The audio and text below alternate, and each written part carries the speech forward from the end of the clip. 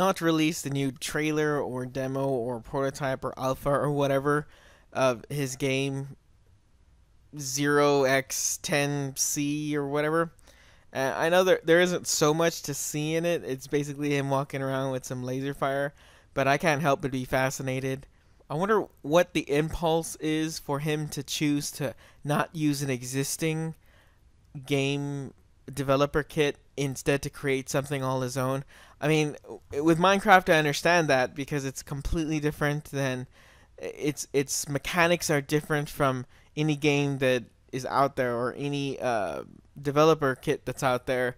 So I guess if it's not there, you got to make it yourself. But this one just seems like it's going to be a first-person shooter, and there are so many first-person shooters out there already. A person who's familiar with like the Unity engine can output what he made in a couple of minutes. I'm not sure why he's heading that way, which is what keeps me interested. I have faith in Notch, and I think there's more in store, or there's more to look forward to in that. So I'm watching it very closely.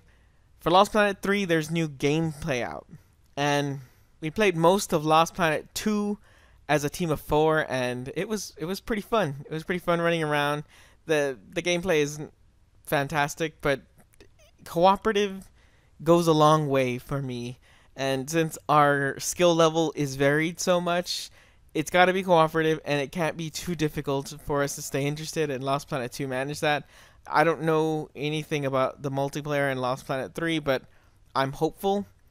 The little gameplay that they showed doesn't look too new. Mechs. Why are mechs in everything? I don't understand that.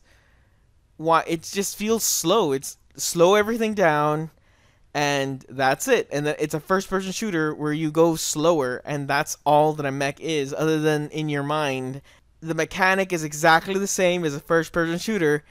Things are just slowed down, and that's a mech game. And that just, I have no interest in that. Why are they forcing that everywhere? Make the little guy faster, or give me more ways of maneuvering around or something. Or more interesting enemies where you can kill them in fun ways. Like that one guy that eats you and then you have to kill him from the inside by shooting his heart or whatever. That was fun. I like that.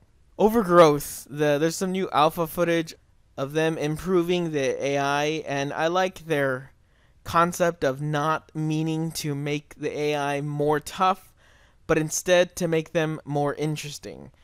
I have a lot to say about AI, and that'll definitely be a rant day one of these weeks, but for now I'll say I'm grateful for the changes that they're aiming for, and the little bit that he gives you, the little insight of what they're thinking and how they're doing it is impressive. I have a feeling that they might be able to accomplish it, and I'm looking forward to the game when they're done. Sims City.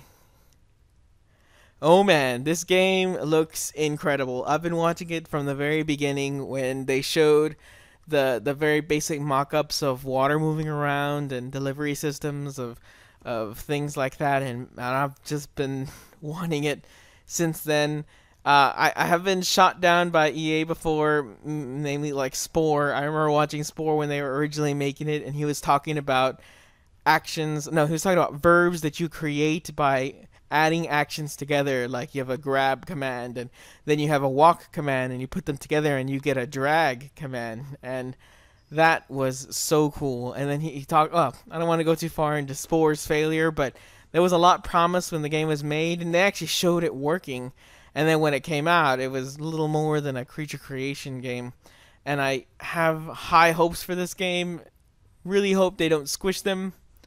But we're almost, they've convinced me to we're almost at the point of pre-ordering, which is very abnormal for me. My only hesitation is I don't know where it's going to stand with Steam, and that is a big deal for me. I used to do reviews on Fridays, but that wasn't working out. A friend of mine came up with the idea of having a featured drink that accompanies a game or character in a game. And this week I'm going to replace review day with featured drink day, and that's going to be tomorrow. So please check it out, like and subscribe, and I'll see you guys tomorrow.